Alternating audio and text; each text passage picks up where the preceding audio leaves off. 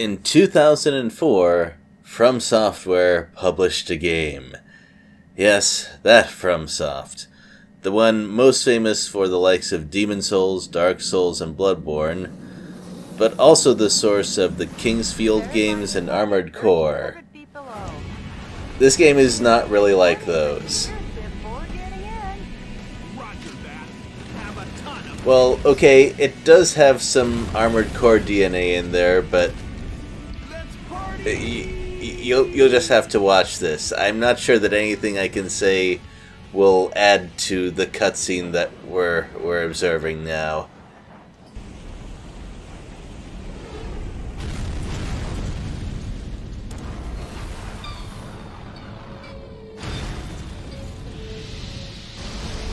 Sneaked into the base successfully.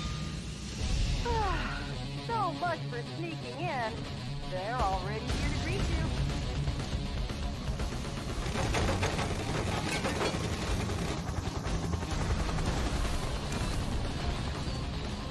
Hello, Johnny boy!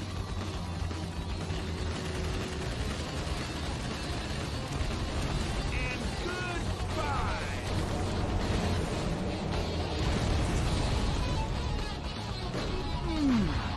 Nice land. You have some guests approaching at 2 o'clock. And you guests are coming too. What a big welcome! I'll make you just like perforated cheese. Bingo! Oh, it seems like they love you so much. They're not gonna let you go. No problem. You guys are roast chicken.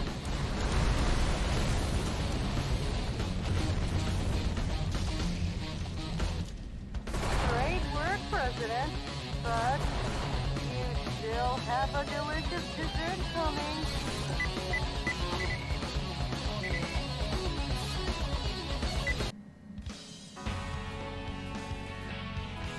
None of the voice acting in this game was ever done in Japanese. Well, if I remember, or that is to say, if I read the story behind this game correctly, the intention was to eventually release this game in the US, but for various reasons they decided not to. At least not until much later. I believe it was originally for one of the Xbox systems. That erupted in various cities throughout the nation. The rebels. So in the original Japanese version, it was just all subtitled. The entire nation and had fallen completely into the hands of the it's coup kind of d'etat astonishing forces. how little was However, changed. One final hope in opposing the coup d'etat forces. So remained. how do I start with This this? final Where do hope I being begin? the US president. I think I'm going to mostly talk Michael about Wilson, the the gameplay 47th elements. President of the United States, equipped with a special mobile armored op suit Because developed in this- secret by the military. Well, first of all, it probably hits different today than it did back in 2004. Take back America's freedom. As you can imagine, this game had quite the fan following among those who knew about it despite it never being officially released in the West. Mr. President?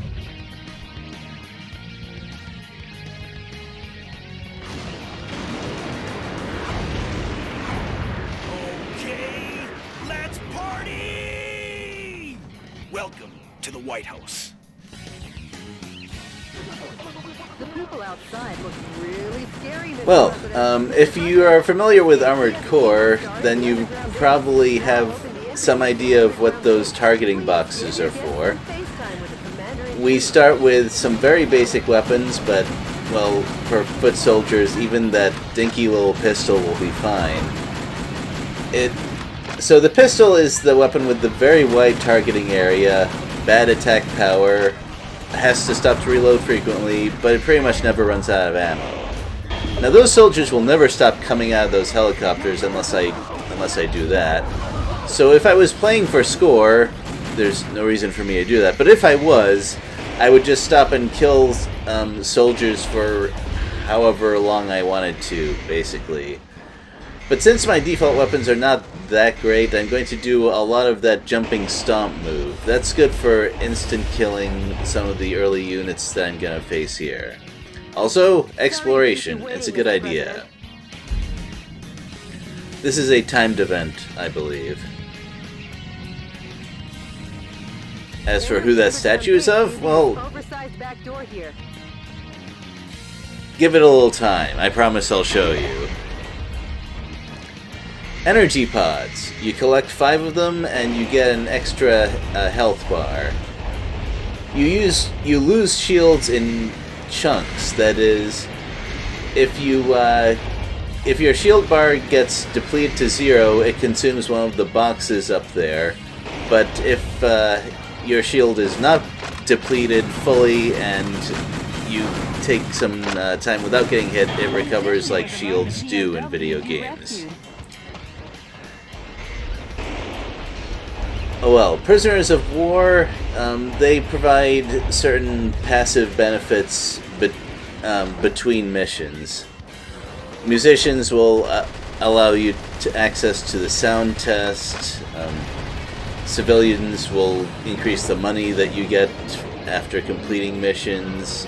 And, well, I'm not 100% on the details with that sort of thing. So, sniper rifles, well, you're not allowed to move, as far as I know. They take up both of your arms, and this is generally kind of a fast-paced game, so the sniper rifles are of limited use. Also, this game has a very unusual, and one might say unwieldy, weapon switching system. You press a button to open up the pods, and then you press the triggers that are normally used to fire your weapons to switch between them. And you can carry a few. And no, you are not charged for the ammo that you used after the mission is done. It's not that kind of game. Just in case you were confused after seeing some of the gameplay before. So, there is something to consider when killing large enemies, which is the game sort of puts you on a timer after you deal your first bit of damage to them. And the faster you kill them after that, the more points you get for them. The game will also say nice or cool depending on how well you stick to that timer. For example, I should not have shot that thing before diving on it. I probably would have gotten a cool if I had managed that better. But it doesn't really matter. Also, that statue. Well, we're here to destroy things. It's a property damage kind of game. But this one is strangely resilient and, how shall I say, reluctant? Hurry up and head for the underground base. No, I'm not going to do that. You're supposed to enter from the roof section.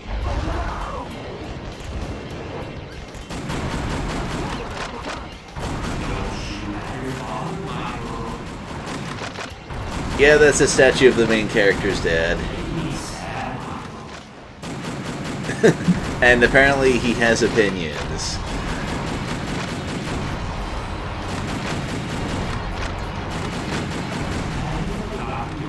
The best line, though. Dad! Sorry! Forgive me!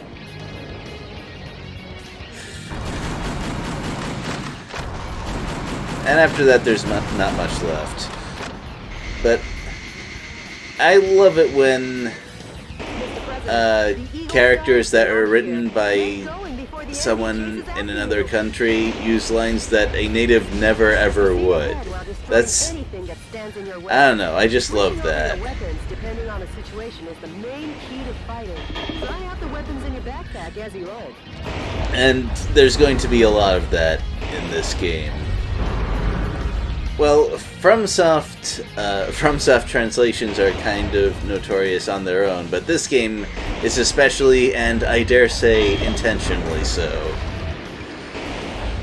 So, for dealing with objects, it's usually best to not waste ammo. You can either use the stomp or just dash through it. And this being a more of a lighthearted arcade-style game, there are things that you just pick up during missions, like actual power-ups or ammo refills. And I believe you get more points for causing property damage as well. Now let's hurry.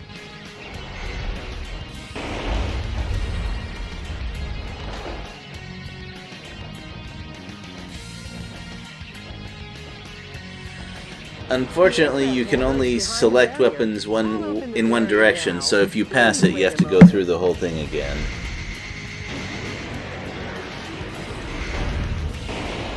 Generally, there's three stages of resilience for things like vehicles. There's ones that you can just run over, one that you will bump into if you charge head-on, but a stomp will kill them, and then enemies that you have to use your weapons on.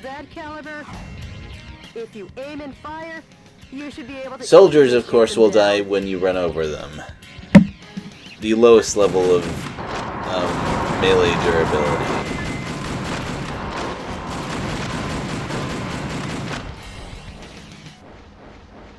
Now, the pistol, with all of its ammo and its wide targeting, seems like it would be a good way to deal with shooting down missiles. But its rate of fire doesn't always keep up with that sort of thing. Also, this game is no exception to 3D games that sometimes make you shoot ledges with auto-targeting. It's a little annoying. Fortunately, it doesn't happen that often. Now, aside from the power-ups that I mentioned that are for that stage only, you'll also sometimes find weapons that you can equip between missions, and this is quite the money saver. Launch preparations will be complete soon. Well, looky here. More guests. Well, I guess they won't be voting for you next term. Mr. President, the enemy is taking aim at Air Force One. They won't be voting for much of anyone.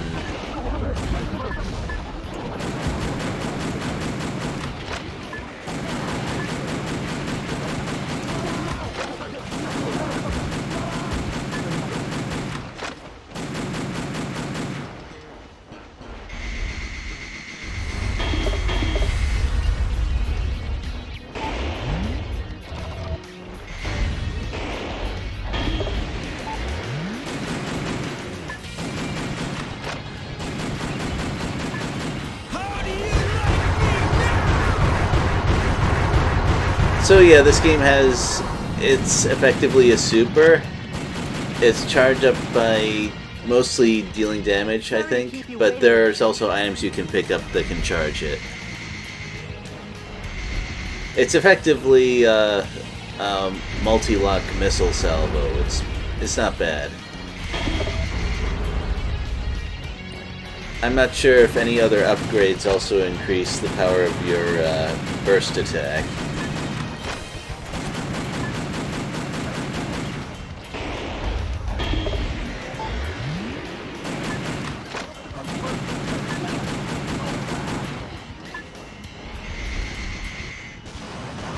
Well, I could once again stick around to farm more enemies for some sort of stuff. Mr. President, welcome to. But really, the energy pods and the weapon pickups and the POWs are the only things that really matter.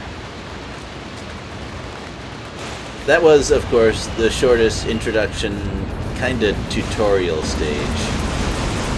But since there are so many cutscenes and such, I figure that's going to be it for gameplay for this session.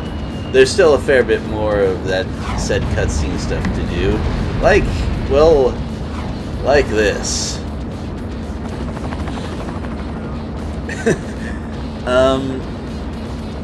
Like they were ever invited. They're definitely. Michael! For those who enjoy this sort of satire, and yeah, that's the Vice President, and he's got one of those too. Mr. President. It looks like this party is just getting started. One thing I can say for sure, they must have had a whole lot of fun making this game.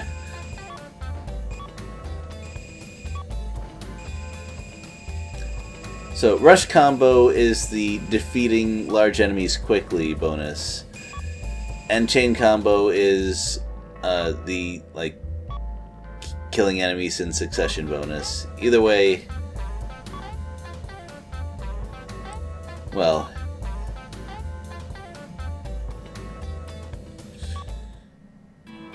I don't think that the points you score are closely related to the resource points you get for research and building new weapons. And as far as I know, modifying your armor values or maneuverability or engines are not really a thing in this game.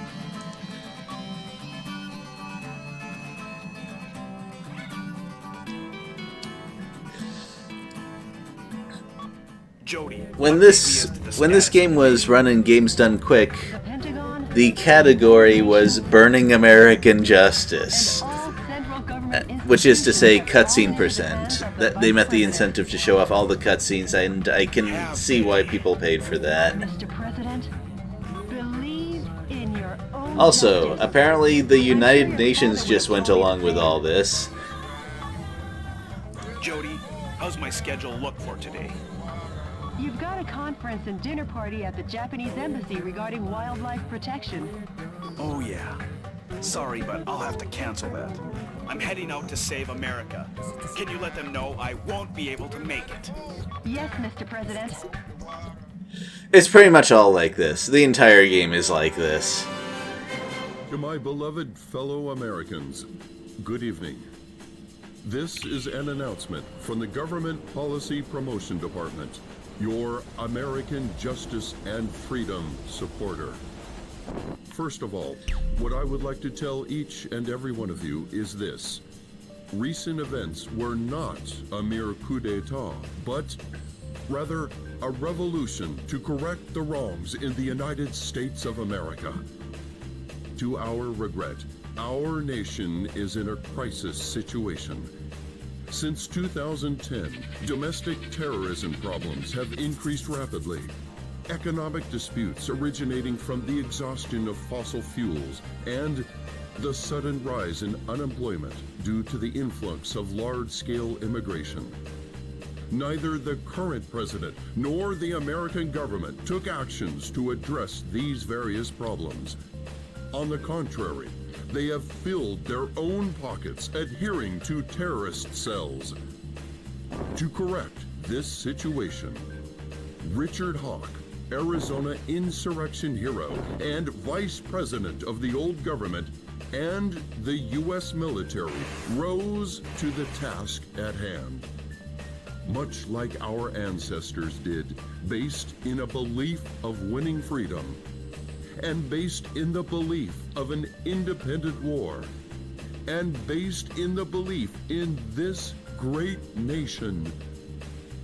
However, to our regret, an evil to disobey this belief exists in the United States of America too. And here is that evil. This villainous terrorist who first appeared in Washington and began his unjust rampage goes by the alias Metal Wolf. His current whereabouts are unknown. While all of America will be under martial law until Metal Wolf is caught, please do not confuse the issues at hand. Without fail, the U.S. military elite forces, with a combined strength of 1.5 million, promise to smash this unforgivable evil to pieces. This has been an announcement from the Government Policy Promotion Department, your special remedy for all kinds of evil.